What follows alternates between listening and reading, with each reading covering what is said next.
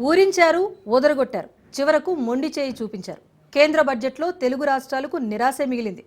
నిర్మలమ్మ బడ్జెట్పై సర్వత్రా విమర్శలు వ్యక్తమవుతున్నాయి. కేంద్ర బడ్జెట్పై తెలంగాణ, ఆంధ్రప్రదేశ్ రాష్ట్రాల ఆశలన్నీ అడియాసలయ్యాయి. తమ అవసరాలు, ఆకాంక్షలు, విజ్ఞప్తులకు సముచిత ప్రాధాన్యం దక్కుతుందని ఇరు రాష్ట్రాల ప్రభుత్వాలు భావించాయి. కానీ అందుకు భిన్నంగా వ్యవహరించింది మోదీ సర్కార్.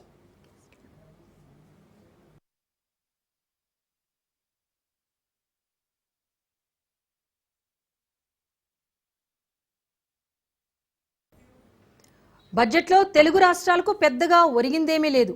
ఏపీ, తెలంగాణ రాష్ట్రాలు భారీగానే ఆశించాయి. కానీ కేంద్ర ప్రభుత్వం మాత్రం లైట్ తీసుకున్నట్టుగా కనిపించింది. నిర్మలమ్మ పద్దుపైన సర్వత్రా విమర్శలు వినిపిస్తున్నాయి. Regional ring road, metro rail విస్తరణ, ఐటీఐఆర్ పునరుద్ధరణకు నిధులు కోరింది రేవంత్ సర్కార్.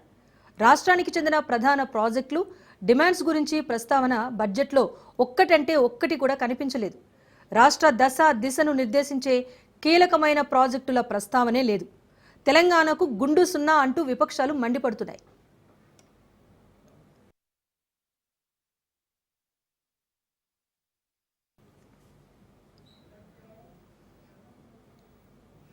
ఇదిలా ఉండగా మరోవైపు కేంద్ర బడ్జెట్ పైన కోటి ఆశలు పెట్టుకుంది ఆంధ్రప్రదేశ్ ప్రభుత్వం. ఎన్డీఏలో టీడీపీ కీలక భాగస్వామిగా ఉండటంతో నిధులు బాగానే వస్తాయని నమ్మకం పెట్టుకుంది. కేంద్రం సహకారంతో పెండింగ్ ప్రాజెక్టులు పూర్తి చేయాలనుకున్నారు చంద్రబాబు. కానీ పోలవరం మినహా అన్నింటిలోనూ నిరాశ ఎదురైంది. కాళ్ళు అరిగేలాగా ఢిల్లీ పెద్దలను పదే పదే కలిశారు ఏపీ సీఎం చంద్రబాబు. రాష్ట్రాన్ని ఆదుకోవాలి అని విన్నవించినా ఫలితం లేకుండా పోయింది. ప్రధాని మోదీ హామీ ఇచ్చిన, కేంద్ర పెద్దలు అభయమిచ్చిన నిర్మలమ్మ బడ్జెట్లో ఆంధ్రాకు అనుకున్నంత నిధులు రాలేదు. ఏవో కొన్ని ప్రాజెక్టులకు మాత్రం అరకొర కేటాయింపులతో సరిపెట్టేశారు.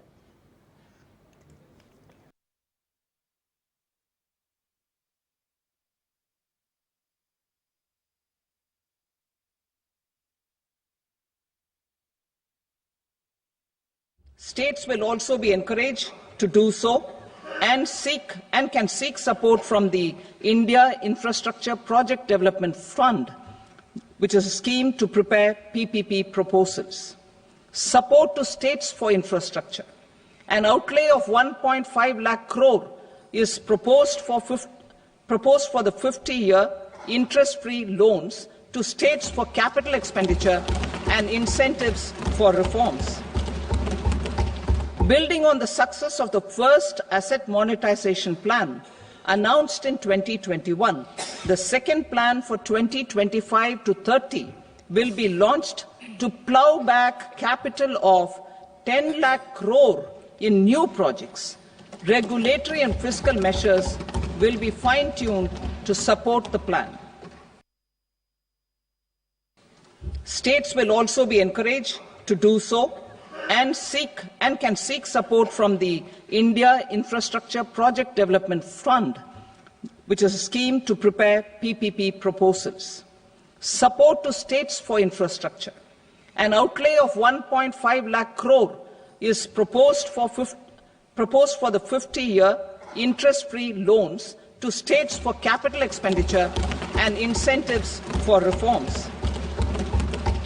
Building on the success of the first asset monetization plan announced in 2021, the second plan for 2025 to 30 will be launched to plow back capital of 10 lakh crore in new projects. Regulatory and fiscal measures will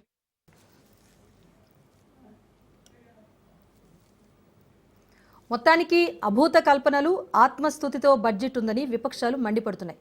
budget size పెంచి ప్రజలను మభ్యపెట్టే jumbo బడ్జెట్తో అభివృద్ధి జరగదని విపక్షాలు ధ్వజమెత్తున్నాయి. ఆదాయ వనరులను, అప్పులను దృష్టిలో పెట్టుకుని రూపొందించని బడ్జెట్ నేల విడిచి సాము చేసినట్టుగా ఉందని విమర్శిస్తున్నారు. నెంబర్లతో జిమ్మిక్ చేసే ప్రయత్నం చేస్తున్న మోదీ సర్కారు ప్రజలను తప్పుదోవ పట్టిస్తోంది అంటూ అపోజిషన్ నుంచి అయితే విమర్శలు చాలా వస్తున్నాయి. విరుచుకుపడుతున్న పరిస్థితి కనిపిస్తోంది. సో పన్ను మినహాయింపులపైన సామాన్య మధ్యతరగతి ప్రజలు కాస్త ఊరట ఇచ్చింది కేంద్ర బడ్జెట్ అని చెప్తున్నప్పటికీ కూడా పథకాలపైనే ఎక్కువగా దృష్టి సారించింది అన్నది విశ్లేషకులు చెప్తున్న మాట. సో దీనిపైన ఈరోజు మనం చర్చ కొనసాగిద్దాం. ఇటు బడ్జెట్లో మరీ ముఖ్యంగా తెలుగు రాష్ట్రాలు ఆశించినంత స్థాయిలో రాలేదు, పూర్తిగా మోసపోయాయి అన్న ఒక వాదన కూడా వినిపిస్తున్న నేపథ్యంలో అసలు తెలుగు రాష్ట్రాలకు బడ్జెట్లో ఏం ఒరిగింది, ఓవరాల్గా బడ్జెట్ పైన ఎలాంటి విశ్లేషణ వినిపిస్తోందని దానికి సంబంధించి చర్చ కొనసాగిద్దాం. పార్టిసిపేట్ చేస్తున్నారు ఆరేపల్లి మోహన్ గారు, మాజీ ఎమ్మెల్యే, కాంగ్రెస్ సీనియర్ నేత. నమస్తే మోహన్ గారు. అమ్మా నమస్కారం. ఎస్, అలాగే మాజీ ఎమ్మెల్యే, బీజేపీ నేత బొల్లం మల్లయ్య యాదవ్ గారు ఉన్నారు బీఆర్ఎస్ నుంచి. బొల్లం మల్లయ్య యాదవ్ గారు నమస్తే. మమ్మల్ని పార్టీ మార్చేస్తున్నారు మీరు. లేదు లేదు, ఓకే అండి, ఓకే చెప్పండి బొల్లం మల్లయ్య యాదవ్ గారు. కవిత గారు కంప్లీట్ గా 0 అన్నారు, తెలంగాణకు ఒరిగిందేమీ లేదు, 0 అని చెప్పేసి. ఇది కేవలం అంకెల గారడి తప్ప మరొకటి ఏమీ లేదు. ఈ రోజుకు కూడా మామూలుగా కూడు గూడు గుడ్డ నీడ లేకుండా బాధపడే సామాన్యుల గురించి ఆలోచించిన పరిస్థితి లేదు. ఒక పూట తింటే 2 పూటలు పస్తులు పడుకునే సామాన్యుల గురించి పేదరికం రూపుమాపడానికి తీసుకున్న నిర్ణయాలలో ఏ మాత్రం ఎక్కడ కంచుకు మేర కూడా పడట్లేదు. తెలంగాణ అంటే వివక్ష అనేది మరొకసారి మళ్ళీ ప్రజలకందరూ కూడా అర్థమైపోయింది. ప్రధాన రంగమైన వ్యవసాయ రంగానికి ఆ ప్రాజెక్టులు కట్టడానికి కానీ ఇతరత్ర కానీ లేదు. తెలంగాణ అంటేనే ఏదో వాడుకుందాము అనే ఒక ఆలోచనతో తప్ప దేశంలో ఇది కూడా ఒక రాష్ట్రం, ఈ రాష్ట్రానికి కూడా మేలు చేయాల్సిన బాధ్యత ఉంది. ఇక్కడ ప్రజలు కూడా పన్ను కడుతున్నారు, ఆ పన్నుల రూపంలో మాకు కూడా లాభం జరుగుతుంది. ఈ దేశాన్ని ఆదుకుంటున్న రాష్ట్రంలో తెలంగాణ ఒకటి అనే ఒక ఆలోచనని కూడా ఈరోజు బీజేపీ నాయకత్వం మర్చిపోయింది. కాబట్టి మొదటి నుంచి చెప్పుకుంటూ వస్తూనే ఉన్నాం, గతంలో కూడా ఎక్కడ కూడా పెద్దగా కేటాయింపులు తెలంగాణకి చేసింది లేదు. ఈ రోజు వాళ్ళకి మహాకూటమిలో భాగస్వామి అయిన పార్టీ టీడీపీ కాబట్టి పోలవరం కానీ ఇతరత్ర స్టీల్ ఫ్యాక్టరీ విషయంలో కానీ కొంత కేటాయింపులు చేస్తామని చెప్పి అంతకుముందు మామూలుగా అక్కడ కూడా ఒక చెంబు తీసుకొని వచ్చేసి ఇందులో మట్టి తప్ప ఇంకోటి ఏం లేదు అని చెప్పి చూపించిపోయింది మోడీ గారు. కాబట్టి ఈ దేశంలో ఎంతసేపు ఇక్కడ రాష్ట్ర ప్రజల నుంచి పన్నులు వసూలు చేసుకొని వాళ్ళ పబ్బాలు గడుపుకొని ఉన్న పారిశ్రామికవేత్తల్ని, ప్రభుత్వ రంగ సంస్థలను ప్రైవేట్ పరం చేసి వాళ్ళకి దగ్గరగా ఉన్న ప్రైవేటు వ్యక్తుల్ని బడా కాంట్రాక్టర్లుగా, బడా వ్యక్తులుగా తీర్చిదిద్ది అప్పులు ఎగగొట్టిన వాళ్ళని విదేశాలకు పంపించడానికి ఉపయోగపడటం తప్ప ఈ దేశ ప్రజలకి బీజేపీ పార్టీ పక్షాన, ప్రభుత్వం పక్షాన ఒరిగేది జరిగేది ఏం లేదని అన్నట్టుగా ముమ్మాటికి వాస్తవం. అది ఈ రోజు కూడా మళ్ళీ బడ్జెట్ లో నిరూపించబడ్డది.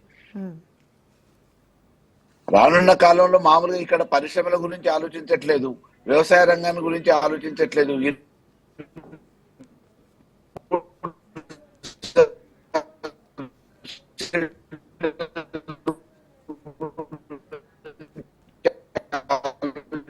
సార్ మీ ఆడియో ప్రాపర్ గా లేదు. ఆరేపల్లి మోహన్ గారు, అమ్మా ఇప్పుడు బడ్జెట్ ఎట్లున్నది అంటే పేదరికం గురించి ఆలోచించట్లేదు. మేము రేషన్ ఫోటోలు ఎక్కడున్నాయి అని చెప్పేసి అనడానికి నిర్మలా సీతారామన్ గారు. మల్లయ్య యాదవ్ గారు ఆడియో క్లియర్ గా లేదండి. మోహన్ గారు మీరు చెప్పండి. అమ్మా 2 మాటలు చెప్తా, ఎక్కువ ఏం చెప్పాను, 2 మాటలు చెప్తా. ఎక్కడైతే ఎలక్షన్ జరుగుతుందో, ఏ రాష్ట్రాలలో ఎలక్షన్ ఉంటుందో ఆ రాష్ట్రాలకు లబ్ధి చేకూరే విధంగానే బడ్జెట్ కనిపిస్తా ఉంది.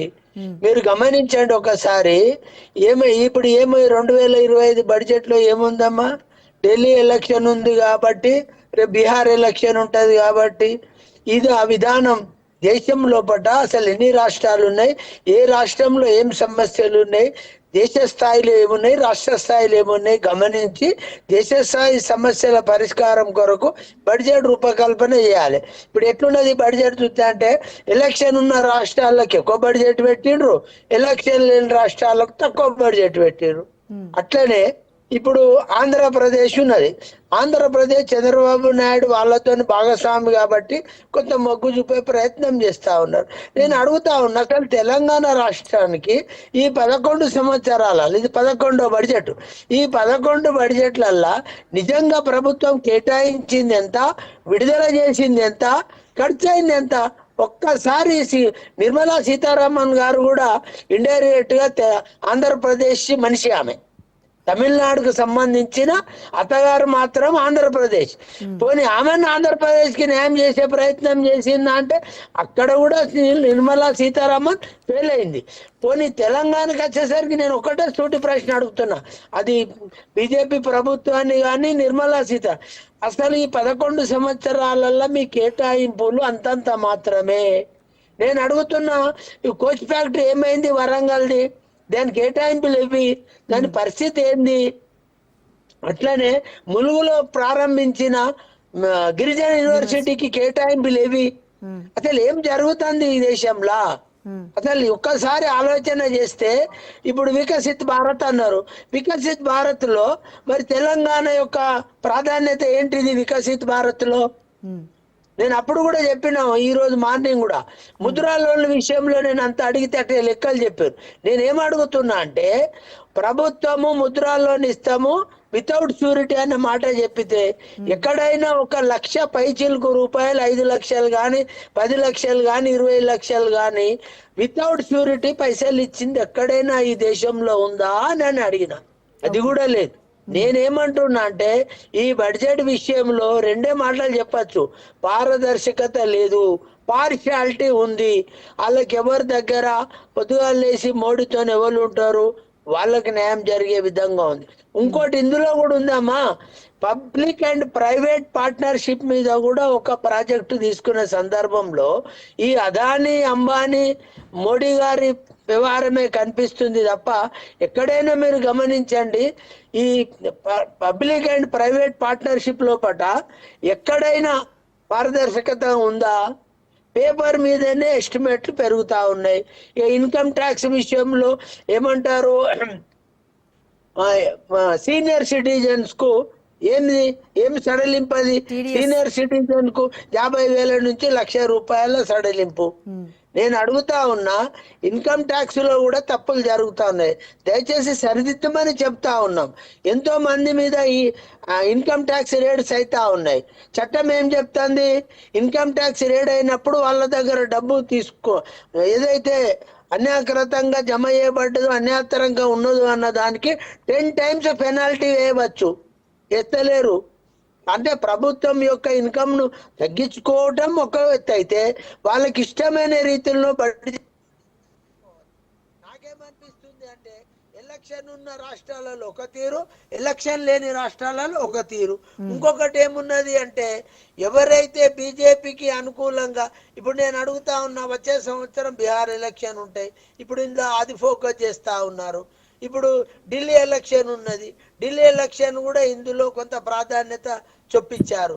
నేనేమంటున్నానంటే, కేంద్ర బడ్జెట్ పారదర్శకంగా, పార్షియాలిటీ లేకుండా పరిశ్రమలను అభివృద్ధి పరిచే విధంగా ఉండాలి. అది ఏ పరిశ్రమ అన్నా కానీ, ఉదాహరణకు తెలంగాణలో IDPL ప్రాజెక్టు ఉండే అమ్మా, ఓకే. ఇండియా ఫార్మాసిటికల్ ఉండే, ఆ ప్రాజెక్టు మూతపడ్డదమ్మా. తెరిసే కొరకు కిషన్ రెడ్డి గారు ఏమన్నా ప్రయత్నం చేసిర్రా? IDPL ఒక పెద్ద ప్రాజెక్ట్ అది. ఈ తెలంగాణలో, హైదరాబాద్ లో ఒక మెడికల్ ఫార్మాలో పెద్ద ప్రాజెక్టు. అది ఏమైంది ఇప్పుడు?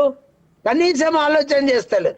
నేనేమంటున్నా అంటే, ప్రజలకు ఉపయోగపడే విధంగా బడ్జెట్ ఉండాలి తప్ప, ప్రభుత్వ ఇష్టానుసారం గాని, ప్రభుత్వంలో అనుసంధానం ఉన్న ఇష్టంగా గాని ఉండకూడదు అనే మాట చెప్తా ఉన్నా. ఇప్పటికైనా అమ్మ Yes, ఒకటి yes, నేను మోహన్ గారు, చెప్పదలుచుకున్నా. మోహన్ గారు, అమ్మ ఒకటి, ఒక్కటే. ఇప్పుడు మీరు కానీ లేకపోతే బీఆర్ఎస్ నుంచి కానీ తెలంగాణకు వచ్చింది గుండు సున్నా అని చెప్తున్నా, కేంద్రం ఏదైతే ఎక్కువగా పథకాల మీద ఫోకస్ పెట్టిందో, ఆ పథకాల పరంగా చూసుకుంటే, ఇండివిజువల్ గా డివైడ్ చేసి చూసుకుంటే గనక ప్రతి దాంట్లో కూడా కొన్ని వేల కోట్ల రూపాయలు రైల్వేలో తెలంగాణకు, న్యాయం జరిగిందా? ఎస్ ఒక్క ఎస్, తెలంగాణకు రైల్వేలో ప్రయోజనం ఉంది, నిధులు కేటాయించినా ఎందుకు అలా అంటున్నారని చెప్తున్నారు. చెర్లపల్లి రైల్వేకు మాత్రం న్యాయం జరిగిందని చెప్పవచ్చు. ఒక్క రైల్వే, అది కూడా చెర్లపల్లికి సంబంధించి మంచి జరిగింది, దానిలో బడ్జెట్ కేటాయించారని చెప్పవచ్చు. మిగతాది ఫార్మాలో చెప్పండి, మెడికల్లో చెప్పండి, పరిశ్రమలలో చెప్పండి అమ్మా. ఇన్ని పరిశ్రమలు ఉన్నాయి కదా, ఫలానా పరిశ్రమలో ఇంత ప్రోత్సాహం ఇస్తున్నాం, ఇగో మాది ఇంత పర్సెంటేజ్ ఉంది, ఇగో ఈ ప్రకారంగా ఈ ప్రాజెక్టును మేము రీఓపెన్ చేస్తున్నాం. ఒక్క మాట చెప్పానని ఇంతెందుకమ్మా. నిన్నగాక మొన్న మీరు చూసిర్రు కదా, ఒకప్పుడు ఏమంటారు, స్టీల్ అథారిటీ ఆఫ్ ఇండియా లోపట మన వైజాగ్ స్టీల్ ప్లాంట్ సంగతి ఏంది దానికి కేటాయింపులు ఏంది, దాని కథ ఏంది? కాబట్టి నేను ఏమంటున్నా అంటే, ప్రజలు కాబట్టి ఆ ప్రజల యొక్క దృష్టిలో పెట్టుకొని ప్రభుత్వం యొక్క పారదర్శకతను చూపించాలి తప్ప, వ్యక్తుల మీద కోపంతోని, పగతోని, వాడు మన పార్టీ కాదు అనే ఏదైతే బడ్జెట్లు వస్తా ఉన్నాయో, ఇది దేశ సంపదను సృష్టించాయి, దేశ ప్రజలకు అందరికీ లాభమయ్యే విధంగా ఉండదు. ఎవరో కొందరు లాభపడతారు, ఏదో కొన్ని రాష్ట్రాలకు లాభం చేకూరుస్తుంది. ఉదాహరణకు తమిళనాడుకు సంబంధించి, లేదా మీరు మహారాష్ట్ర నాగపూర్ చూడండి. మరి వీళ్ళంటారు మేమందరిని సమానం చూస్తామంటే, నాగపూర్లో వేసిన రోడ్లు హైదరాబాద్లో వేసిందమ్మా. మీరు అడుగుతా ఉన్నారు కదా, నాగపూర్ లో వేసిన రోడ్లు హైదరాబాద్ లో వేసిర్రా? గడ్కరీ గారి నియోజకవర్గంలో నాగపూర్ లో ఉన్న రోడ్లు హైదరాబాద్ లో ఎందుకు వేయలే? State question. కాబట్టి ఈ బడ్జెట్ ఏదైతే ఉందో, మరి ఆ ప్రభుత్వం యొక్క లెక్కలు కానీ, అధికారులు చెప్పిన అంశాలు కానీ, లేదా ప్రభుత్వం ప్రవేశపెట్టిన ఏదైతే బడ్జెట్ ఉందో అది ఆశాజనకంగా లేదు. ముఖ్యంగా దళితుల పట్ల ఏం అంశమల్లా లేకెత్తి చూపెట్టిండ్రు, లేవనెత్తిర్రు? దళితులకు ప్రోత్సాహకంగా మేము ఇది చేస్తున్నాము, ఈ అంశం ఉంది అని ఏమన్నా ఉందా? ఈ రిబేట్ ఉంది, ఈ మార్జిన్ మనీ ఉంది, లేదా మేము ఇంత కన్సెషన్ ఉన్నది, ఏదన్నా అందులో దళితుల పట్ల ఈ దేశంలో దాదాపు 21% దళితులు అంటే షెడ్యూల్ క్యాస్ట్ వాళ్ళే ఉన్నారు. 21% వాళ్ళకి ఏం కేటాయింపులు ఉన్నాయి దేశవ్యాప్తంగా? ఏ రకంగా ఇన్సెంటివ్స్ ఉన్నాయి? వాళ్ళ ఫ్యాక్టరీల విషయంలో కానీ, వాళ్ళ ప్రాజెక్టుల విషయంలో కానీ లేవు. మీరు చూడండి ఒకసారి, దయచేసి తప్పుగా అనుకోవద్దు. నేను ఒకటే అదేం లేదు సార్, ఒకటే అడుగుతున్నా నేను. అంటే ఇప్పుడు ఓవరాల్ గా కొన్ని కేటాయించారు, స్టార్టప్లకు సంబంధించి కేటాయించారు. 10 లక్షల వరకు కూడా స్టార్టప్లు ఉన్నాయి హైదరాబాద్ లో, తెలంగాణ రాష్ట్రంలో. వీటికి ఓవరాల్ గా ఇచ్చిన స్టార్టప్లో ఏదైతే 1.50 లక్షల కోట్లు ఇచ్చారో, ఇందులో 50 కోట్ల వరకు ఈ స్టార్టప్స్కి వస్తాయని ఒక వాదన వస్తుంది. ఇంకొకటి అమృత్ పథకం కింద కూడా లోకల్ బాడీస్కి, అర్బన్ బాడీస్కి కేటాయించారు నిధులు, అవి కూడా తెలంగాణకు వస్తాయి. ఇవన్నీ ఎందుకు పరిగణలోకి తీసుకోవట్లేదని ప్రశ్నిస్తున్నారు. నేను ఇవాళ కూడా అడుగుతున్నామా, పరిగణలోనికి తీసుకొని మీరు ఈ 11 సంవత్సరాల మొత్తం బడ్జెట్ లో కేటాయించింది ఎంత, మీరు విడుదల చేసింది ఎంత, ఒక్క మాట చెప్పమని నేను అడుగుతా ఉన్నా. బడ్జెట్ సందర్భంగా చెప్పాలి కదా, ఓన్లీ కేటాయింపులే చెప్తా ఉన్నారు. నేను అడుగుతా ఉన్నా ఇప్పుడు డిబేట్ లో మన బీజేపీ నాయకులను, కేటాయించింది విడుదల చేసింది ఎంత, దీనికి వ్యత్యాసం చెప్తే ఆటోమేటిక్ మన మీద చూపెట్టిన పార్షాలిటీ అర్థమైపోద్ది కదా. నిష్పక్షపాతంగా మాత్రం బడ్జెట్ లేదు. ఇది నేను చెప్తలేను, ఏ పార్టీలో, ఈవెన్ బీజేపీ మిత్రులు కూడా చెప్తారు వేరే రాష్ట్రాలలో. ఎందుకంటే ఎలక్షన్ ఒక్క మాట, ఎలక్షన్ దృష్టిలో పెట్టుకొని రాష్ట్రాల వారీగా ఇది రాష్ట్రాల బడ్జెట్ తీరే కనిపిస్తా ఉంది, దేశ బడ్జెట్ తీరు కనిపిస్తలేదు. రాష్ట్రాల బడ్జెట్ ను పోలి ఉంది అని నేను భావిస్తా ఉన్నాను. ఇది నిజంగా కూడా అట్లనే కనిపిస్తుంది. రాకేష్ రెడ్డి గారు కూడా జాయిన్ అయ్యారు బీజేపీ నుంచి. రాకేష్ రెడ్డి గారు రాకేష్ రెడ్డి గారు చెప్పాను అన్నా, చెప్పే మీరు నాగపూర్లు ఉన్నట్టు ఆర్మూర్లు ఉన్నదా రోడ్డు? రాకేష్ రెడ్డి గారు చెప్పండి. Let me ask the question first. Rakesh Reddy గారు నన్ను అడగనివ్వండి. అన్న, ఆర్మూర్లు ఉన్న రోడ్లు ఉన్న నాగపూర్లు ఉన్నాయి, సేమ్ ఉన్నాయా? ఒక్కసారి చెప్పు. నాగపూర్ కన్నా మంచిగా కూడా ఆర్మూర్ లా చెప్తాను. అబద్ధం ఆడకు. నాగపూర్ లో నన్ను నేను మించి కొడతారు వాళ్ళు. దండం పెడతా, అట్లా అనకు. రాకేష్ రెడ్డి గారు, రాకేష్ రెడ్డి గారు ఒకటి చెప్పండి. తెలంగాణ నుంచి ఇప్పుడే కాదు, గత బడ్జెట్ లో కూడా గత బడ్జెట్ లో కూడా నిరాశ మిగిలింది తెలంగాణకు. ఈసారి కూడా కరీంనగర్ కాజీపేట రైల్వే స్టేషన్ గురించి అడిగారు, బయ్యారం ఉక్కు ఫ్యాక్టరీ గురించి అంశం లేదు, కాజీపేట రైల్వే కోచ్ గురించి లేదు, పాలమూరు రంగారెడ్డి లాంటి కీలక ప్రాజెక్టులు కూడా నిధులు ఇవ్వలేదు. సో తరచుగా ఈ డిమాండ్స్ అన్ని కేంద్ర ప్రభుత్వం దృష్టికి తీసుకువెళ్తున్నా ఎందుకు సీతకన్ను వేస్తోంది తెలంగాణ పైన అనే ఒక ఆరోపణ వస్తుంది. ఏ ఆన్సర్ చేస్తారు? సీతకన్ను లేదు, పీతకన్ను లేదు. ఒకసారి ఫస్ట్ కళ్ళుండి కబోదిలాగా, చెవులుండి చెవిటి వాళ్ళగా ప్రవర్తించకండి. ఈ రోజు భారతదేశ బడ్జెట్ ప్రపంచంలో ఏ దేశం ప్రవేశపెట్టలేదు. 65 సంవత్సరాలలో ఈ కాంగ్రెస్ ప్రభుత్వం ప్రవేశపెట్టలేదు. సుమారు కాంగ్రెస్ ప్రభుత్వం ఉన్నప్పుడు 1 లక్ష రూపాయలండి ఐటీ. ఈ రోజు 50 కోట్ల ప్రజలకు ఒక సంతోనానండి. భారతదేశంలో 12,50,000 రూపాయలు ఎటువంటి పన్నులు లేకుండా ప్రభుత్వ ఉద్యోగులకు, కేంద్ర ప్రభుత్వ ఉద్యోగులు కావచ్చు, మధ్య తరగతి భారతానికి మొత్తం ఈరోజు పండగ చేసుకుంటున్నారు. దీపావళి మర్చిపోయి ఈరోజు పండగ చేసుకుంటున్నారండి. ఈరోజు ఒక ఐఐఎంల ఐటీలకు 10,000 కోట్లు, 77,500 మెడికల్, 75,000 మెడికల్ సీట్లు. ఇక్కడ ఆరోగ్యం, వైద్య, విద్య, ఎగుమతులు కానీ మంచి ఇంపార్టెంట్ మెడిసిన్ మీద 36 రకాల మెడిసిన్స్ మీద ట్యాక్స్ తీసేశారండి, కస్టమ్ డ్యూటీ. ఈ దేశంలో దేని గురించి ఏం చేస్తారో సుమారు 5 లక్షల కోట్లు, సుమారు 5 లక్షల కోట్లు రక్షణ బడ్జెట్ అండి. ఈ రోజు మీరు దేశాన్ని ఇంత ఇంత ఈ రకంగా ఎట్లా మాట్లాడుతున్నా నాకు అర్థం కావట్లేదండి. ఈ రోజు మీకు ఒక సంఖ్యలతో సహా చెప్తాను, నేను అంకెలతో సహా చెప్తాను. ఈ రోజు ఒక్కటి కాదు అండి, ఒక క్లీన్ టెక్ మిషన్ అనే సోలార్ ఈవీ బ్యాటరీ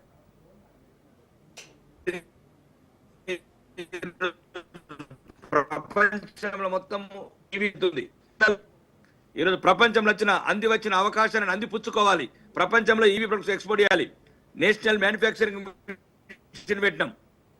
ఈరోజు మీరు ఒక్కటి చూడండి, భారతదేశంలో ఉన్న మొత్తం కంప్లీట్ పేదవాళ్ళకు ఒక చిన్న లింకప్ ఇచ్చారు. ఇది గమనిస్తున్నారు లేరు కాంగ్రెస్ వాళ్ళు? ఎటువంటి రూపాయి గ్యారంటీ లేకుండా 30,000 పరిమితితో పట్టణ పేదల కోసం యూపీఐ లింక్ క్రెడిట్ కార్డులు. మీకు ఏమైనా దీని గురించి తెలుసా? అడగండి, ఏ కాంగ్రెస్ తెలుసు? ఏ రూపాయి లేకుండా కాలేజ్ యూనియన్ లింకప్ అయి ఉంటే 30,000 రూపాయలు సంవత్సరం వరకు కూడా ఎటువంటి అవంతరాలు వచ్చిన కుటుంబాన్ని నిదానంగా తీసుకెళ్ళిపోవచ్చు, దేశంలో గౌరవంగా బతకచ్చు. 30,000 రూపాయలు ఎటువంటి గ్యారంటీస్, ఎటువంటి పరిమితి లేకుండా భారతదేశంలో ఉన్న పేదల కోసం, పట్టణ పేదల కోసం 75,000 కొత్త మెడికల్ సీట్లు. 75,000 ఈ భారతదేశంలో. ఇంకా రాను రాను నీకు వైద్యం అనేది ఒక మామూలుగా సామాన్యుడు కూడా గుడిసెలకు కూడా అందుబాటు వెళ్తుందండి. అది మీ వర్షన్ అదే, ఓకే మీ వర్షన్ అదే. కానీ బీఆర్ఎస్ వర్కింగ్ ప్రెసిడెంట్ కేటీఆర్ ఇంతమంది ఎంపీలుండి ఏమీ సాధించలేకపోయారన్నారు. అటు కవిత అయితే 8 మంది బీజేపీ ఎమ్మెల్యేలు ఉన్నారు, 8 మంది కాంగ్రెస్ ఎమ్మెల్యేలు ఉన్నారు, వచ్చింది 0 అని చెప్పేసి ఆవిడ ఒక ఈక్వేషన్ లో ఎంపీస్ ఒక ఈక్వేషన్ లో కొట్టిపడేశారు ఆమె. కానీ మీ పార్టీ నుంచి ఒకటే చెప్తున్నారు, అర్బన్ స్టేట్ గా ఉన్న తెలంగాణకు 10,000 కోట్ల పైచిలకు నిధులైతే రాబోతున్నాయి అంటున్నారు. వాటి గురించి ఏమైనా వివరణ ఇవ్వగలరా? మళ్ళీ వివరణ ఏందండి? ఇప్పుడు ఒక రకంగా దయచేసి మీరు గ్రామీణ అభివృద్ధి అంటే ఒక గ్రామము, అది బీహార్ గ్రామము, యూపీ గ్రామం కాదండి. ఏం చెప్పాలి? వీళ్ళు ఎక్కువ చదువుకొని అమెరికాలో చదువుకున్నారు వీళ్ళు, కేటీఆర్, కవిత గారు. అందుకోసం పరేషన్ అటు ఇటు మళ్ళీ నేనేమంటున్నాను, ఈరోజు గ్రామీణాభివృద్ధి అంటే ఎక్కడ గ్రామీణాభివృద్ధి? మధ్యప్రదేశ్ గ్రామీణాభివృద్ధి, ఛత్తీస్గఢ్, భారతదేశం గ్రామీణ మొత్తం సుమారు 2,66,600 కోట్లు. ఈరోజు వ్యవసాయం అనుబంధ రకాలకు 1,71,000 కోట్లు. వ్యవసాయం అనుబంధం ఓన్లీ పంజాబ్ లేనా, తమిళనాడా? అది భారతదేశంకు, తెలంగాణకు కూడా, ఆంధ్రప్రదేశ్ కూడా. ఆరోగ్య రంగం 98,311 కోట్లు. ఆరోగ్యం అంటే ఓన్లీ ఎవరు? సిద్దిపేట కథ అనుకుంటారా? ఇన్ని రోజులు పరిపాలించినప్పుడు సిద్దిపేట, సిరిసిల్ల, గజ్వేల్ అనుకున్నారా ఏంటి? ఇది భారతదేశం బడ్జెట్. ఇంకా కాంగ్రెస్ ఎక్కడ ఉందండి? 3 రాష్ట్రాలలో ప్రతిపక్షాలు ఇవ్వలేదు. మొత్తం భారతదేశాన్ని వెళ్తున్నాం మేము. 20 రాష్ట్రాలలో అధికారంలో. ఇంకా రాబోయేది ఆ 3 రాష్ట్రాలకి వెళ్ళిపోతే కాంగ్రెస్ విముక్త భారత్ అయిపోతుంది. ఐటీ టెలికాం రంగం 95,000 కోట్లు. ఐటీ టెలికాం ఢిల్లీలోనే పెడుతున్నామా? ఇంధన రంగం అంటే 81,000 కోట్లు. ఓన్లీ అక్కడనే పరిశోధనలు చేస్తామా? కాకినాడలో చేస్తాం, రాజమండ్రిలో చేస్తాం, నెల్లూరులో చేస్తాం, చెన్నైలో చేస్తాం, బొంబాయిలో చేస్తాం. పారిశ్రామిక వాణిజ్య రంగాలకు 65,000 కోట్లు. పారిశ్రామిక వాణిజ్యం అంటే ఆడ హైదరాబాద్ ఇండస్ట్రీ పెట్టినోడికి అప్లికేబుల్ అవుతుంది, వాడికి ఎక్కడైతే గుజరాత్ లో పెట్టినోడికి అప్లికేబుల్ అవుతుంది. సామాజిక సంక్షేమం 60,000 కోట్లు. సంక్షేమ రంగం ఎక్కడ ఉంటుందండి? ఒకసారి దయచేసి ఇది విమర్శ చేసినట్లు కాకుండా, ఇది ఈ రోజు మధ్య తరగతి మహాభారతం పేదవాళ్ళు కూడా మొత్తానికి ఈరోజు సంతోషంగా ఉన్నారు. అంటే ఒక సుమారు 75 సంవత్సరాల స్వాతంత్రం వచ్చిన తర్వాత ఇట్లాంటి బడ్జెట్ వస్తుందని కలలు కూడా కనలేదు. ఎందరో మధ్య తరగతి ఎంప్లాయీస్ ఎన్నో సంవత్సరాల కళాలకు రైట్ అండి మాట్లాడారు ట్యాక్స్ రిబేట్ రావాలని. రైట్. అనలిస్ట్ తాటికాయల జయరాం గారు కూడా పార్టిసిపేట్ చేశారు. నమస్తే జయరాం గారు. ఎస్ చెప్పండి. ప్రతిపక్షాలేమో తెలంగాణకు ఒరిగిందేమీ లేదంటున్నాయి, కానీ 10,000 కోట్ల పైచిలకు నిధులు తెలంగాణకు రాబోతున్నాయని చెప్పేసి కేంద్ర ప్రభుత్వం చెప్తోంది. నేరుగా తెలంగాణ ప్రస్తావన రాకపోయినప్పటికీ లబ్ధి అయితే విపరీతంగా ఉంది, దాన్ని ఎందుకు గుర్తించలేకపోతున్నారని చెప్పేసి ప్రభుత్వం అడుగుతోంది. ఏం చెప్తారు? మీకు ప్యానెల్లో ఉన్న మిత్రులకు నమస్కారం అండి. ఒకటి దీంట్లో మనం అబ్జర్వ్ చేయాల్సిందంటే బడ్జెట్ విషయం లోపల డెఫినెట్ గా this is the special budget, no doubt about it. ఎవరికి స్పెషల్ బడ్జెట్ అనేది మనం ఒకసారి దాన్ని అంచనా వేసుకోవడం అనేది మనం చేసుకోవాలి. రాజకీయ పార్టీలో ఉండే వ్యక్తులు మా పార్టీ గొప్పదంటే మా పార్టీ గొప్పది, మేము పాలన చేసినప్పుడు ఇంతకంటే గొప్పగా చేసినామని చెప్పడం అనేది సర్వసాధారణం. అంటే ఈ సర్వసాధారణమైన విషయాన్ని మనం అసాధారణంగా మాత్రం భావించాల్సిన అవసరం లేదు. నెంబర్ 1, ఈరోజు భారతదేశం లోపల 150 కోట్ల మంది జనాభా ఉంది అనుకుంటున్నాం కాబట్టి 150 కోట్ల మంది జనాభాకు కేటాయించిన బడ్జెట్ వచ్చేసి 86 లక్షల కోట్లు. ఈ 86 లక్షల కోట్లలో సరే బైఫర్కేట్ చేస్తే ఒక్కొక్క అంశానికి ఇంతకుముందు రాకేష్ అన్న చెప్పినట్టుగా ఒక్కొక్క రంగానికి ఒక్కొక్క విధంగా కేటాయింపులు చేశాను. ఇక్కడ ముఖ్యంగా కేటాయింపులు మన కళ్ళ ముందు కనిపించేది ఏంటంటే, నేను ఉదయం నుంచి ఇప్పటి వరకు టీవీలోను కొంత అబ్జర్వ్ చేసిన తర్వాత ఉమ్, ఇక్కడ మనకు అర్థమైంది ఏంటంటే సగటున అక్యురేట్ ఫిగర్ అని అనుకోవటం లేదు, సబ్జెక్ట్ టు కరెక్షన్. 10% సగటున 10% మన దగ్గర ఉద్యోగులు ఉన్నట్టు అవుతాయి, అంతకంటే ఎక్కువ ఏమి ఉండరు. ఉమ్, 8 to 9% వస్తారు సార్. 10% ఉద్యోగులు ఉన్నట్టు అవుతాయి. ఉమ్, 15 కోట్ల మంది మన దగ్గర ఉన్నట్టు. ఈ 15 కోట్లు మన దేశంలో ఉంటే వాళ్ళకు మాత్రము భారతదేశంలో ఇంతవరకు 76 సంవత్సరాల నుంచి 70 సంవత్సరంలో మనం అడుగుపెట్టిన ఇప్పటి వరకు కూడా ఎప్పుడు కూడా ప్రవేశపెట్టినటువంటి ట్యాక్సీ ఎగ్జెప్షన్ మాత్రం 5 లక్షల నుంచి 12 లక్షల వరకు ఎగ్జెప్షన్ ఇచ్చారు. అది ఉద్యోగులకు మాత్రమే. yes. ఈ 15 కోట్లను మినహాయిస్తే 135 కోట్ల పరిస్థితి ఏంది? ఇది బడ్జెట్. ఇప్పుడు మనం మాట్లాడుకోవాలి. 135 కోట్ల బడ్జెట్ అనే విషయాన్ని మాట్లాడుతుంటే, నెంబర్ 1 నేను ఒక డాక్టర్గా ఒక హెల్త్ విషయాన్ని మీకు ఇండికేట్ చేస్తున్నాను. సగటున సబ్జెక్ట్ కరెక్షన్ చిన్న సంవత్సరానికి సబ్మిషన్ జయరామన్న చిన్న 75 జయరామన్న చిన్న సబ్మిషన్ 15 కోట్ల అధికారులకు సుమారు 45 కోట్ల ఫ్యామిలీ కుటుంబాలు ఉంటాయి. డెఫినెట్ గా ఉంటాయనా? నేను అనేది ఏంటంటే నీకు ఒక అది ఒక్కరికే ఉదాహరణకు ఒక ఆఫీసర్ ఉన్నాడు, రాకేష్ అన్న, అది ఒక్కరికి ఒక్కరికి పరిమితమైన కుటుంబానికి కూడా కుటుంబానికి అయితే exemption ఇచ్చేది ఒక్కరికే ఇస్తారు. 60 కోట్ల మందికి ఒక్కరికి ఇచ్చిన ప్రభుత్వ ఓకే అండి, ఉద్యోగుల కుటుంబాలను కూడా పరిగణలోకి తీసుకోమన్నారు. Okay, okay. సుమారు 50 నుంచి 60 కోట్ల మందికి బెనిఫిట్ అయినట్టు. అది మీరు సబ్జెక్ట్ కరెక్షన్ మీరు ఎట్లా ఆలోచించుకోండి. ఓకే, అది ఓన్లీ ఇది ఎంప్లాయ్మెంట్ సాలరీ స్లిప్ మీదనే మనం మాట్లాడుకో. చెప్పండి పర్లేదు, చెప్పండి అన్న పర్లేదు. డాక్టర్స్ ను పంపించాలనేది బీజేపీ ఈ ప్రయత్నము, దాన్ని మనం హర్షిద్దాం. కానీ దాంతో పాటు 75,000 సీట్లను, మెడికల్ సీట్లను కూడా పెంచాలి అనే దాని మీద కూడా ప్రయత్నం, దాన్ని కూడా మనం ఆహ్వానిద్దాం. కానీ హాస్పిటల్ లేని ఇంకా మొత్తం దేశం మొత్తం కాదు, దేశం మొత్తం ఎట్లుందన్న విషయాన్ని నాకు తెలుసు. సో దేశం మొత్తం, మన తెలంగాణ విషయాన్ని మీకు పెడుతున్నాను. తెలంగాణ నార్త్ నుంచి తెలంగాణకు మొన్న కొంతమంది డాక్టర్లు, కొంతమంది ఐఏఎస్ ఆఫీసర్లు ఇక్కడికి వచ్చేసి ఒక సెమినార్ కండక్ట్ చేస్తే తెలంగాణలో ఉన్న మెడికల్ కాలేజీలు చాలా గొప్పగా ఉన్నాయని చెప్పారు. ఇక ఆ గొప్పతనాన్ని ఇప్పుడు మీకు చెప్తాను. ఇక మిగతా రాష్ట్రాల్లో ఉన్న ఇంకెట్లున్నాయో మీరు ఆలోచించుకోండి. ఇక్కడ మెడికల్ కాలేజీలు గొప్పగా ఉంటే, ఈ గొప్పగా ఉన్న మెడికల్ కాలేజీలు ఏంటంటే పౌల్ట్రీ ఫార్మ్ లోపల ఇప్పుడు క్లాసులు లాంటి వాటిలలో కండక్ట్ చేస్తున్నారు ఇక్కడ మెడికల్ కాలేజీలలో. ఇక్కడ ఒక డిపార్ట్మెంట్ కు ఒకడే ఒక ప్రొఫెసర్ ఉంటాడు, అంతకు మించి ఉంటే అది పాపం తగిలినట్టే. ఇంక్లూడింగ్ గాంధీ హాస్పిటల్తో సహా యాజ్ అండ్ టుడే ఈ రోజు వరకు. ఈరోజు ప్రభుత్వాలు మాట్లాడాలి, కేంద్ర ప్రభుత్వము రాష్ట్ర ప్రభుత్వం దీనిపైన మాట్లాడాలి. మా రాకేష్ అన్న ప్లస్ మా మోహన్ అన్న కూడా దీని మీద మాట్లాడాలి ఆ విషయంలో. సో ఇక్కడ వచ్చింది ఇది. అంటే మీరు 75,000 మంది సీట్లను పెంచితే ఇక్కడ జరుగుతున్నది బిజినెస్ ను మీరు ఆహ్వానిస్తున్నారు తప్పితే హాస్పిటల్ ఇన్ఫ్రాస్ట్రక్చర్ పెంచడానికి.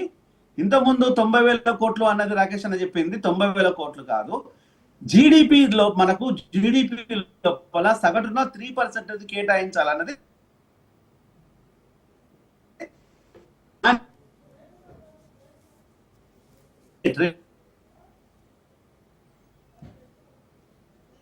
జీడిపిలో.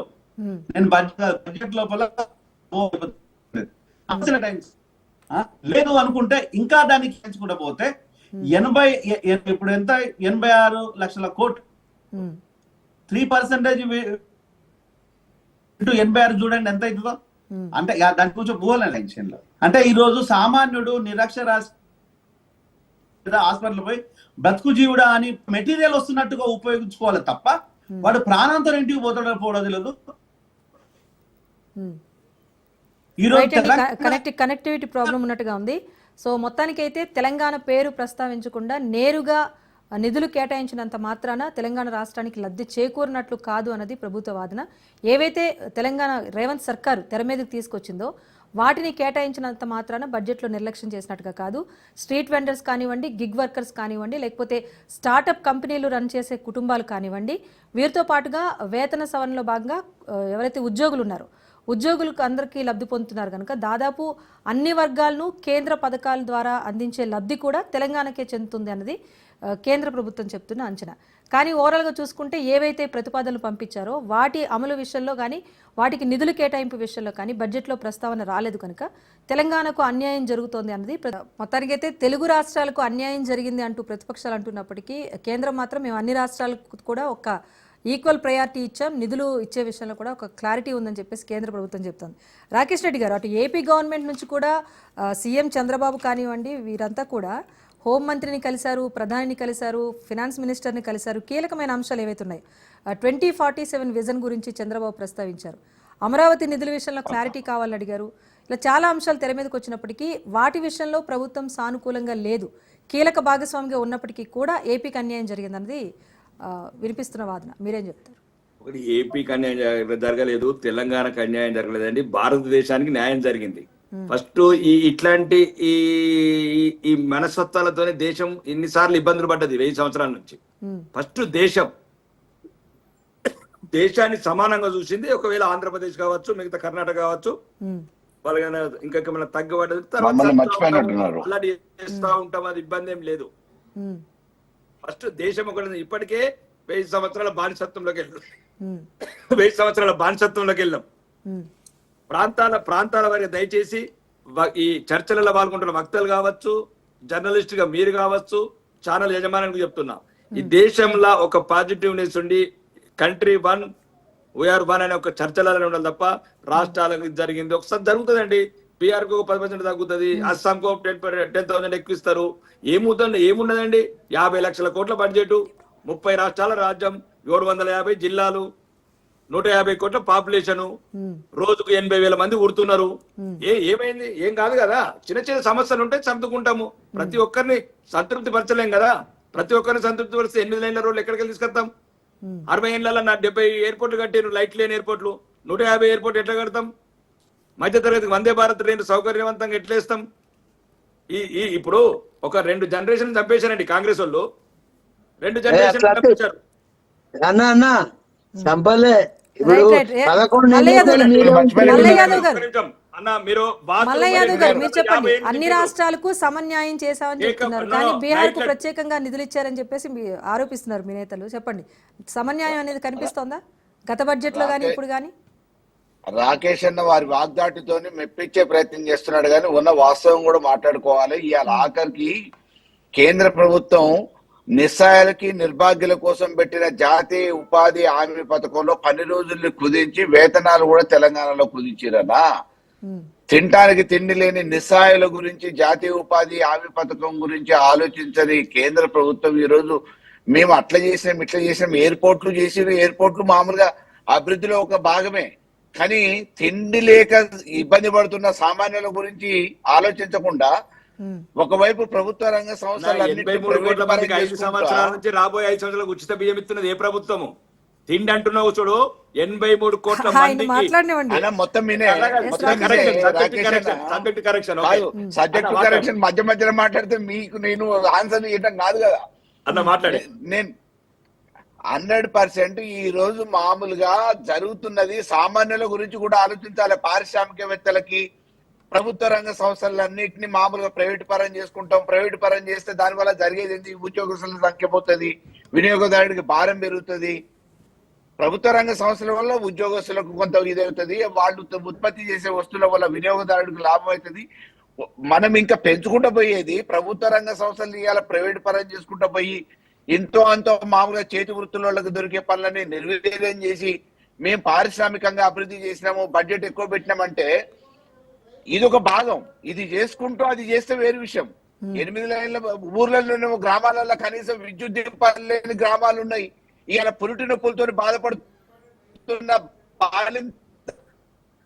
బస్సు సౌకర్యం లేక, రవాణా సౌకర్యం లేక కావడి మోసుకొని మంచం మీద మోసుకపోతున్న ఆదివాసీలు ఉన్నారు. వాటి గురించి ఆలోచించట్లే మనం. మంచినీళ్ళ గురించి కొట్లాడుకుంటున్నాయి ఇవాళ రాష్ట్రాలు. మంచినీళ్ళు తాగే మంచినీళ్ళ కోసం వాటి గురించి ప్రభుత్వం ఆలోచించట్లే, ఈ ప్రభుత్వాలు ఆలోచించట్లే. దేశం ఏడిగిపోతుందని అంటే ఇప్పటికీ పేదరికంలో మగ్గుతున్న ఒకవైపు వ్యసనాలకు బానిస యువత ఎడిపోతున్నారు, అది ఆలోచించట్లే. మనం మామూలుగా అంకెల గారిడే ఉందన్న పేపర్ల మీద ఎన్నైనా పెడతాము, పేపర్లతో కాదు కదా జరిగేది. ఇవాళ మనము ఎక్కడ మనకంటే అనుకున్న దేశాలు ఎక్కడ ఉన్నాయి, మనం ఎక్కడ ఉన్నాము, మన పరిస్థితి ఏంటి అనేది ఆలోచిస్తే ఇంకా పేదరికంతో మగ్గుతూనే ఉన్నాం. వీటి గురించి, వ్యవసాయ రంగం గురించి, ప్రధాన రంగాల గురించి, వాటి గురించి వదిలిపెట్టేసి అంకెల గారెడ్డి చేపించినాం కాబట్టి మేము ఇట్లా పెట్టినాము, ఇవన్నీ ఉపయోగపడతాయని అంటే వైద్యం ఏం జరుగుతుందన్న గ్రామీణ వాతావరణంలో మన దేశంలో మందుని కనిపెట్టి తర్వాత రోగాన్ని ఇంట్రడ్యూస్ చేసిన స్వైన్ ఫ్లూ. ఫస్ట్ మందు తయారైంది, ఆ మందును అమ్మటానికి స్వైన్ ఫ్లూ రోగాన్ని ఇంట్రడ్యూస్ చేసారు. మనుషుల ప్రాణాలంటే లెక్కలేని పరిస్థితి ఉంది. కాబట్టి వాస్తవాలు ఆలోచిద్దాం. ఇవాళ ఈ తెలంగాణకి కావాల్సిన మీరు పథకాల రూపంలో ఇస్తున్నారంటే పథకాల రూపంలో ఆటోమేటిక్ గా ఇక్కడ తెలంగాణ ప్రజలు పన్నులు కూడా కడుతున్నారు, పథకాల రూపంలో ఇస్తున్నారు. కానీ ప్రాజెక్టులు కావాలి కదా. వ్యవసాయ రంగానికి కొత్తగా తీసుకొచ్చిన ప్రాజెక్టులు ఏంది? నీళ్లు లేక ఇబ్బంది పడుతున్న ప్రాంతాలలో ప్రాజెక్టులు ఇవ్వండి. అదే రకంగా యువతను ప్రోత్సహించడానికి స్వయం ప్రాతిపదికన చేసుకోవడానికి ఉపాధి లోన్లు ఇవ్వండి. మీరు ఎంప్లాయ్మెంట్ పెరిగిందంటే ఆటోమేటిక్ గా పేపర్లెస్ జాబ్ అని చెప్పి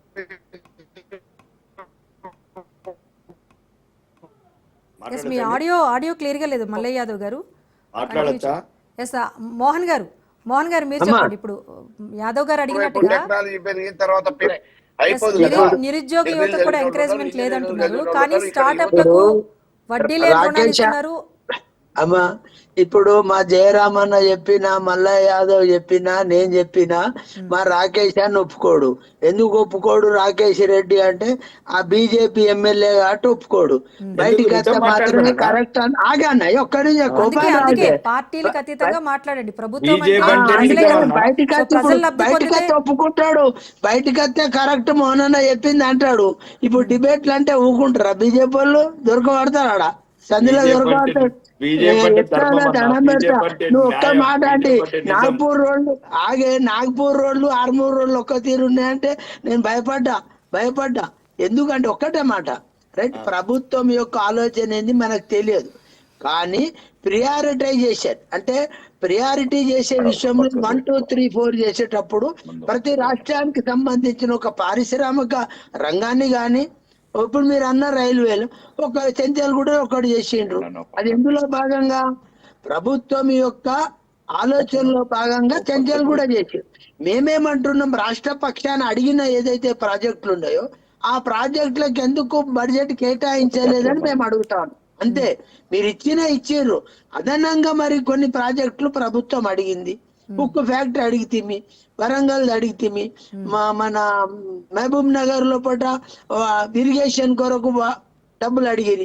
ఇట్లా 4-5 పథకాలు ఈ రాష్ట్రానికి అడిగినప్పుడు ఒక్క పథకాన్ని కూడా ప్రభుత్వం ఇంక్లూడ్ చేయకుండా బడ్జెట్ లో పెట్టలేదు కదా. బడ్జెట్ లో పెట్టకుండా ఉంటే పైసలు రావు కదా. అంటే ఏమంటారు, నాన్ ప్లాన్ విషయానికి వచ్చినప్పుడు బడ్జెట్ లో కేటాయింపులు లేకుండా ఉంటే డబ్బులు ఆ ప్రాజెక్టు చెల్లించే అర్హత ఆ ప్రభుత్వానికి లేదు. ఇది చట్టం. కాబట్టి బడ్జెట్ లో కేటాయింపే లేనప్పుడు రేపు ఏమంటారు, ములుగు యూనివర్సిటీకి పైసలు ఇస్తాం, లేకపోతే వరంగల్ ఫ్యాక్టరీకి పైసలు ఇస్తాం అనే మాట ఎక్కడికి వెళ్ళి వస్తుంది? బడ్జెట్ లో కేటాయింపు ఉన్నప్పుడే కదా డబ్బు అనేది మళ్లింపు జరుగుతుంది.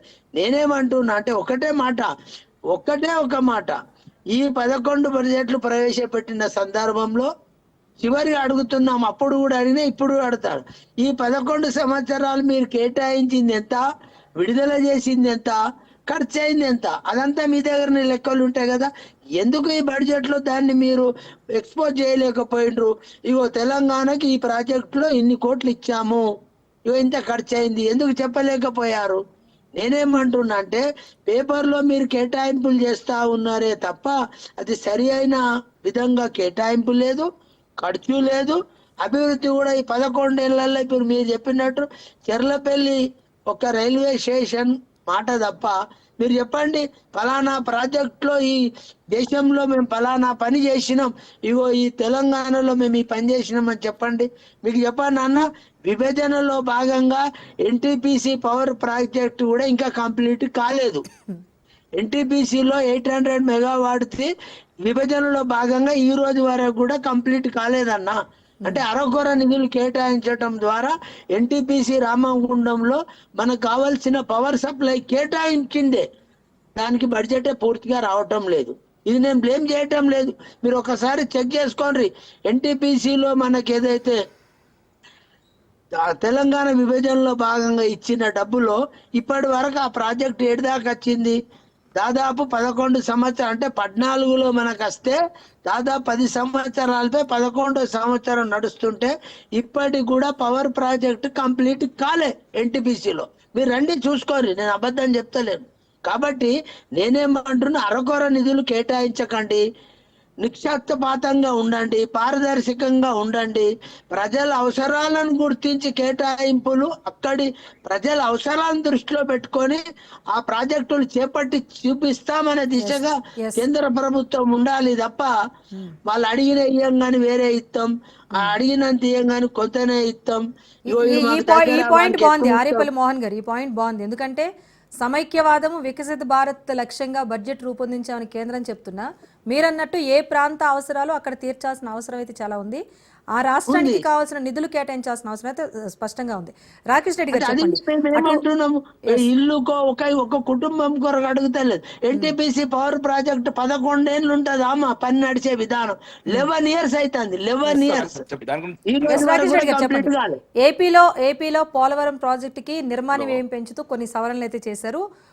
కంపేరింగ్ విత్ తెలంగాణ, ఏపీ కాస్త కేటాయింపులు బాగానే చేశారని చెప్పేసి చెప్తున్నారు. ఒకటి దయచేసి ఇక్కడ తెలంగాణ పాలమూరు జాతీయ హోదా అడిగారు, ప్రాజెక్టులకు సంబంధించి నిధులైతే లేవు. ఇదైతే స్పష్టం. దీనికి సంబంధించి క్లారిటీ పాలమూరు కాదమ్మా, ఒకటి పని 2014 స్టార్ట్ అయిన ఎన్టీపీసీ నుంచి పనే జాతీయ జరగలేదు. హోదా ఇంకా పాలమూరు దాకా ఎందుకు? పార్లమెంట్ లో క్లియర్ గా చెప్పారండి. 2014 తర్వాత ఏ ప్రాజెక్ట్ కూడా జాతీయ హోదా ఇవ్వట్లేదు. అది ఒకటి పక్కన పెట్టండి. రెండోది, ఇప్పుడు మొన్న వచ్చినప్పుడు రాష్ట్ర ప్రభుత్వ మంత్రులు అందరు ఉన్నప్పుడు క్లియర్ గా చెప్పామండి. ఇప్పుడు ఆల్రెడీ రన్నింగ్ లో 36,000 కోట్ల రైల్వే ప్రాజెక్టులు నడుస్తున్నాయి. 21,600 కోట్లు రాజ్యసభలో కాంగ్రెస్ శాసనసభ్యులందరికీ నితిన్ గడ్కరీ సమాధానం ఇచ్చారు రోడ్లకు. రెండోది, ఇప్పుడు కూడా ఇంతకు ముందు అంటే ఈ రాష్ట్రానికి చెప్తున్నాను, మీరు ఒక రీజనల్ రింగ్ రోడ్ కు సుమారు రీజనల్ రోడ్ కావచ్చు, లేకపోతే ఇక్కడ ధాన్యం కొనుగోలు కోసం 1,10,000 కోట్లు. నేను కాదండి, ఇది కేంద్ర మంత్రి ఎవరైతే పొంగులేటి శ్రీనివాసరెడ్డి గారు అందరి రాష్ట్ర మంత్రులందరూ ఉన్నప్పుడు మన వచ్చినప్పుడు ఆ రివ్యూలో చెప్పాడు. రైల్వే లైన్ కోసం 32,946 కోట్లని, రీజనల్ రింగ్ రోడ్ కోసం 26,000 కోట్లని. రీజనల్ రింగ్ రోడ్ చెన్నైలో లేదండి, బెంగళూరులో లేదు, మధ్యప్రదేశ్లో లేదు, ఛత్తీస్గఢ్లో లేదు, జార్ఖండ్లో లేదు. మీరు అన్నారు కదా, ఆ ప్రాంతాన్ని బట్టి ప్రాముఖ్యతను బట్టి ఇస్తున్నాం. రీజనల్ రింగ్ రోడ్ తెలంగాణకే ఉంది. రోడ్ల కోసం అంటే మీకు కావాలని కూడా 10 సంవత్సరాలు కూడా ఎప్పుడు లెక్కలకైనా సిద్ధం ఉన్నాము. 10 సంవత్సరాల గతం కావచ్చు, ఇప్పుడు కావచ్చు. 1,10,000 కోట్లు ధాన్యం కొనుగోలు గురించి ఇచ్చాము. 24 మీరు సుమారు 38 లక్షల ఇళ్లకు నల్ల కనెక్షన్ ఇచ్చాం తెలంగాణలో. ఛత్తీస్గఢ్ లేదండి, జమ్మూ కాశ్మీర్ లేదు. ఇన్ని ప్రాధాన్యత పట్టించాము. తెలంగాణకి ఎంత ప్రాధాన్యతలో, తెలంగాణ మా గుండె దడకనది, హమారా దిల్ కా దడకనే ఆజ్కల్.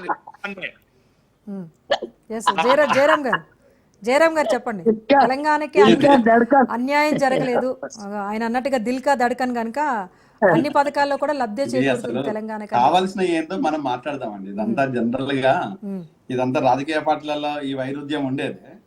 అసలు యాక్చువల్ గా కామన్ మ్యాన్ కి రిక్వైర్మెంట్ ఏంటంటే 13th schedule national 13th schedule ప్రకారము నేషనల్ ప్రాజెక్ట్స్ కనుక ఇష్యూ చేసినట్లయితే ఆయా రాష్ట్రం లోపల ఆయా పరిస్థితులను బట్టి ఆయా ప్రాజెక్ట్స్ మీద ఇవ్వడం అనేది సెంట్రల్ గవర్నమెంట్ బాధ్యత. అది చెయ్యండి. దానికి ఎందుకు మీరు నిధులు ఎంత కేటాయింపులు చేశారు? అరాకురో నిధులు కేటాయించేసారు. మరి 13th షెడ్యూల్ లోపల మీకు వచ్చే నేషనల్ ప్రాజెక్ట్స్ కు ఏమైపోతాయి, రేపు రానున్న రోజుల్లో కర్మాలుగా అయిపోతాయి అనేది కూడా ఒకటి మనకు అనిపిస్తుంటుంది. ఈ షెడ్యూల్ ప్రకారం ఇచ్చేస్తే అనేక మందికి జీవనోపాధి దొరుకుతుంది, అనేక మంది రెస్పెక్ట్ గా బతుకుతారు, ఆత్మగౌరవంతో బతుకుతారు. ఆ విధంగా ఎందుకు ప్రభుత్వం ఆలోచించలేదో నాకు అర్థం కాలేదు. మరొకరు 16th ఫైనాన్స్ కమిషన్ ఏం చెప్తుంది?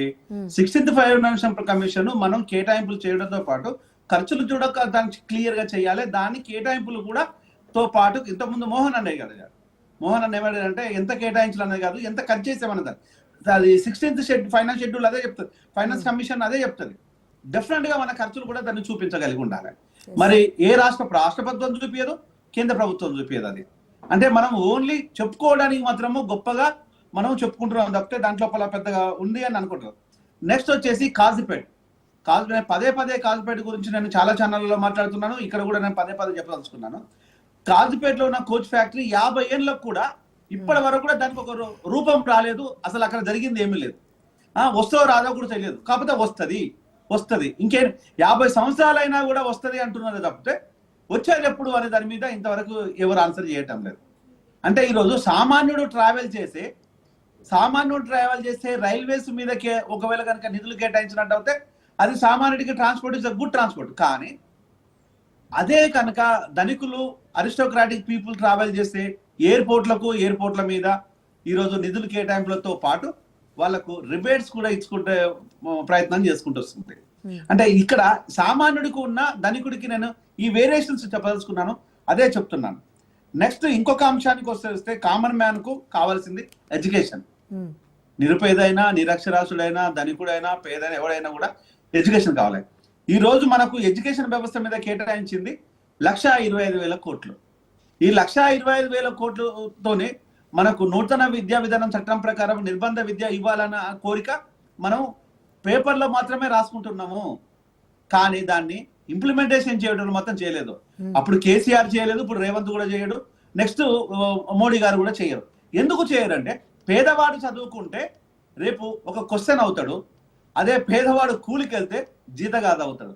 అంటే జీతగాన్ని చేయాలని రాజకీయ పార్టీలు ప్రభుత్వాలు చేస్తున్నాయి తప్పితే ఈరోజు క్వశ్చన్ చేసే దశలో కూడా ఒక విద్యార్థిని తయారు చేయాలి అనే దానికి లేదు. ఆ క్వశ్చన్ చేయకూడదనే కదా ఈ విద్యా వ్యవస్థను ఇంత క్షీణింపజేస్తున్నారు స్టేట్ గవర్నమెంట్, సెంట్రల్ గవర్నమెంట్. ఎప్పుడైనా కూడా విద్యా వ్యవస్థను కనుక పటిష్టం చేసినట్టు అయితే మీరు మీ ఫ్రీ బీస్ ఇవ్వాల్సిన అవసరం లేదు. మీరు ఆరోగ్యాన్ని ఇవ్వండి, విద్యా వ్యవస్థను పటిష్టం చేయండి, హాస్పిటల్ లోపల ఇన్ఫ్రాస్ట్రక్చర్ని పెంచండి, డాక్టర్లను ఫెసిలిటైజ్ చేయండి, డాక్టర్లకు అక్కడ అన్ని వనరులు క్రియేట్ చేయండి, డాక్టర్లను విత్ ఇన్ ద క్యాంపస్ లోనే ఉంచడానికి ట్రై చేయండి. అది మీరు చెయ్యరు, ఎందుకంటే డాక్టర్కు అక్కడ సరైన జీతం రాదు కాబట్టి ప్రైవేట్ ప్రాక్టీస్కి వెళ్ళాలి, డిఫరెంట్ గా వెళ్తాడు. అంటే ఈ రోజు మనం ఏం చెప్తున్నాం అంటే నిరుపేద ఆధారపడే ఎక్కడ కూడా ప్రభుత్వం చిన్న చూపే చూసింది. ఈరోజు దాన్ని కరెక్ట్ చేసుకోవాల్సిన బాధ్యత, చేయించాల్సిన బాధ్యత రాజకీయ పార్టీలకు ఉంది. ఏ ప్రభుత్వానికి కూడా రాజకీయ పార్టీ కూడా మాట్లాడే అర్హత లేదన్నది రాకేష్ అన్న అందుకోసమే. ఇప్పుడు కాదు, గత 78 సంవత్సరాల నుంచి కూడా జరుగుతున్నది ఏంటంటే వీళ్ళ అవసరాలు, వీళ్ళ అక్కర్లు ఇవే తీర్చుకుంటున్నారు తప్పితే ప్రభుత్వం మీద దాడి చేసి ప్రభుత్వం మీద ఒక యుద్ధం ప్రకటించిన రాష్ట్ర ప్రభుత్వం లేదు, ప్రతిపక్షం కూడా లేదు. ఎందుకంటే తప్పులు వాళ్ళ లోపల కూడా ఉన్నాయి కాబట్టి అవి ఎత్తు చూపుతారన్న భయంతోనే ఈ రోజు నోరు మూసుకొని కూర్చుంటున్నారు తప్పితే తూతూ మంత్రంగా ఏదో రాజకీయ ఆరోపణలు చేస్తున్నారు తప్పితే ప్రజా శ్రేయస్సుకు సంబంధించిన యుద్ధం మీరేమైనా ప్రకటిస్తున్నారా? బీఆర్ఎస్ కానీ కాంగ్రెస్ కానీ అడుగుతుందా? అడగదు. ఎందుకు అడగదు అంటే ఇక్కడ కాంగ్రెస్ లో జరుగుతున్న తప్పులు కూడా అవే కదా. కాంగ్రెస్ లోపల ఏ అర్హత లేకుండా సీఎం అన్నదమ్ములు ఈ రోజు యథేచ్ఛగా ప్రోటోకాల్ పట్టుకొని తిరుగుతున్నారు. అక్కడ ఎస్పీలు కలెక్టర్లు సల్యూట్ చేస్తున్నారు. ఏ అర్హత ఉందని అంటే ఇది ఇక్కడ సీఎం ఏదైనా మాట్లాడితే చూడు భయ్ నువ్వు ఏం చేస్తున్నావు మాకు తెలుసు, నీ కథలని మాకు తెలుసులే అంటారేమో అని చెప్పేసి నోరెత్తారు. ఎవరు మాట్లాడాలి? మోహన్ అన్న లాంటి వాళ్ళు మాట్లాడాలి, బీఆర్ఎస్ మిత్రులు మాట్లాడాలి, లేదంటే బీజేపీ మన రాకేష్ అన్న కూడా సరేలే అనుకుంటారు. అంటే ఇవన్నీ ప్రజల కోసము పటిష్టమైన అవగాహనతోని ఎంతమంది రాజకీయ నాయకులు చర్చలలో పాల్గొంటున్నారు? మీ పార్టీల కోసము, మీ రాజకీయాల కోసము, మీ మనుగడ కోసం తప్ప ప్రజా శ్రేయస్ కోసం ఎక్కడైనా ఉన్నారా? అంటే 60 లక్షల దగ్గరగా 60 lakhs crores అండి నుంచి ఈరోజు 180 లక్షల కోట్లు ఈరోజు మన అప్పుగా ఉన్నది. అంటే 60 lakhs crore నుంచి 180 లక్షల కోట్ల అప్పుగా మారింది. అండ్ అప్పు మారిన తర్వాత ఈరోజు మనకు ఆదాయం కూడా పెరగాలి కదా. ఎక్కడెక్కడ ఆదాయాలు పెరిగినాయి అంటే ఆదాయం పెరిగింది వచ్చేసి గతించిన సంవత్సరం వరకు ఉన్న ఆదాయం ఎంత అంటే మనకు 48 లక్షల కోట్లు. ఈ సంవత్సరము ఈ బడ్జెట్ తర్వాత మనకు ఆదాయం ఏంటంటే 47 లక్షల కోట్లు. అంటే ఇంకో 1,00,000 కోట్లు తగ్గింది ఆదాయం. ఇంకో 1,00,000 కోట్లు ఎందుకు తగ్గింది అని మనం ప్రభుత్వాన్ని ప్రశ్నిస్తే ప్రభుత్వం నుంచి వస్తున్నది ఒక్కొక్కరే. మేము దగ్గరగా ఇంతకుముందు యాక్చువల్గా 15 కోట్ల మందిని లెక్క పెట్టుకుంటే రాకేష్ అన్నట్టుగా సరే రాకేష్ అన్న అన్నట్టుగా ఓ 45 ఫ్యామిలీస్ మేడం ఫ్యామిలీ పక్కన పెడదాం అంటే దాన్ని బూచిగా చూపించి దాన్ని బెనిఫిట్ గా చెప్పే అవకాశాలు ఉన్నాయి. అంటే ఈ రోజు అది చూపించడం కాదు, ఈ రోజు నా దేశం లోపల 48 కోట్ల మంది సెంట్రల్ గవర్నమెంట్ లెక్కల ప్రకారము ఈరోజు నిరక్షరాస్యులు, నిరుపేదలు, ఆధార్ కార్డు లేకుండా, సరి అయిన భోజన వసతులు లేకుండా, సో సంచార జాతుల్లాగా ఎక్కడ పని ఉంటే అక్కడ కోసం కాలుకు పని చెప్పి పోతున్నారు వాళ్ళు 48 కోట్ల మంది. వాళ్ళ మీద ఎలాంటి ప్రతిపాదనలు కానీ ప్రణాళిక కానీ అది తగ్గించుకోవడం కానీ, ఏ రాష్ట్రంలో ఉండే వాళ్ళు ఆ రాష్ట్రంలో ఉండేసి అక్కడ వాళ్ళకి ఉపాధి పెంచుకోవడం కానీ ఈరోజు స్టేట్ గవర్నమెంట్ అడగదు, సెంట్రల్ గవర్నమెంట్ ఇవ్వదు. Right thank you. ఇది ఎందుకు మాట్లాడరు? ఇది కదా మనకు కావాల్సింది. ఈరోజు అంతమంది ఈరోజు అసంఘటిత కార్మికులు ఉంటే ఈరోజు ఒక హైదరాబాద్ మీద వచ్చేసి బీహార్ నుంచి ఉన్నారు, ఒరిస్సా నుంచి ఉన్నారు, దేశం మొత్తం నుంచి అన్ని రాష్ట్రాల నుంచి ఇక్కడ బీహార్ హైదరాబాద్ లో వస్తున్నారు. ఎప్పటి వరకు వస్తారంటే ఇక్కడ వర్క్ అనేది ఎక్స్టెండ్ అయ్యే వరకు. ఆ విధంగానే కదా 1,80,00,000 ఫ్లాట్స్ ఢిల్లీ లోపల ఓవర్ కన్స్ట్రక్షన్ అయ్యి ఈరోజు కొనకుండా గాలికి పడి ఉన్నాయి. అంటే ఈ రోజు అలాంటి పరిస్థితి హైదరాబాద్ రేపు దాపరిస్తే ఇక్కడ ఉన్న బిడ్డలు ఏమైపోవాలి, ఇక్కడ ఉండే పరిస్థితులు ఏమైపోవాలి, ఇక్కడ ఉండే వసతులు ఏమైపోవాలి, ఇక్కడ ఉండే వనరులు ఏమైపోవాలి. అంటే కార్పొరేట్ కు ఈరోజు మన వనరులన్నీ పెట్టించేసి కార్పొరేట్ కు అన్ని పెట్టేసి రేపు ఈరోజు రైతును మర్చిపోవడం పాపం కదా. ఈ రోజు ఉన్న బడ్జెట్ లోపల రైతుకు మీరు జీవిత బీమాని ఇవ్వండి, పంట బీమా ఇవ్వండి రైతుకు, ప్రతి రైతు కుటుంబానికి. ఎందుకు ఇవ్వకూడదు? నేను అందరి గురించి అడగట్లేదు. నేను సమయం అయిపోతుంది. మీరు అన్నట్టు బడ్జెట్ మీద ఇంకా వారం రోజుల పాటు చర్చ కొనసాగాల్సిన అవసరం ఉంది. ప్రత్యేకంగా ఒక్కొక్క రంగాన్ని తీసుకొని ఫుల్ బీమా ఎందుకు ఇవ్వకూడదు? ఆ ప్రయత్నం ఎందుకు చేయకూడదు? అంటే ఓన్లీ రానున్న రోజుల లోపల ఫామ్ హౌస్ అగ్రికల్చర్ రావాలి, కార్పొరేట్ అగ్రికల్చర్ రావాలని అన్ని రాజకీయ పార్టీలు, ప్రభుత్వాలు అంచనాలు ఆ విధంగానే వేసుకుంటున్నాయి. కాబట్టి నిరుపేద రైతులను ఈ రోజు ఒక ఎకరం ఉన్న రైతులను ఈ రోజు మనం దారి తప్పిస్తున్నాము, వాళ్ళు దగా పడిపోతున్నారు అనేది సగాఢమైన నా ఫీలింగ్ కాదు, నా బాధ. జయరామ్ గారు థ్యాంక్ యూ అండి, thank you so much. Rakesh Reddy గారు, ఆరేపల్లి మోహన్ గారు థ్యాంక్ యూ సో మచ్ అండి. మొత్తానికి కేంద్ర బడ్జెట్ చూసుకుంటే ఓవరాల్ గా ప్రధాని నేరుగా చెప్తున్నారు, వికసిత్ భారత్ సమైక్యవాదంతో ముందుకు వెళ్ళాం. సో భారత్లో అన్ని వర్గాలను సంతృప్తి పరిచే విధంగా బడ్జెట్ ఉందని చెప్తున్నాయి. కానీ రాష్ట్రాల వారీగా చూసుకుంటే ప్రజలకు లబ్ధి మాత్రమే కాదు, ప్రాంతాల అభివృద్ధి కూడా జరగాల్సిన అవసరం ఉంది అన్నది ప్రతి రాష్ట్రం కూడా ఆకాంక్షించే విషయం. ఆ దిశగా కేంద్ర బడ్జెట్ లేకపోవడం అనేది గమనార్హం. ఇంకొక విషయం ఏంటంటే ఇరు రాష్ట్రాలకు, తెలుగు రాష్ట్రాలకు కూడా అన్యాయమే జరిగింది. కాకపోతే ఏపీ కీలక భాగస్వామిగా ఉంది కనుక అక్కడ తృప్తి చెందామన్న మాట చెప్తున్నారు తప్పిస్తే మరిన్ని నిధులు వస్తే బాగుంటుందనే అంశం వినిపిస్తోంది. తెలంగాణ విషయానికి వస్తే పూర్తిగా అన్యాయమే జరిగింది. కేంద్ర పథకాలతో లబ్ధి తప్పి ప్రత్యేకంగా ఒరిగేదేమీ లేదు అన్నది తెలంగాణలో వినిపిస్తున్న వాదన. ఇది ఓవరాల్గా special debate. Keep watching Raj news.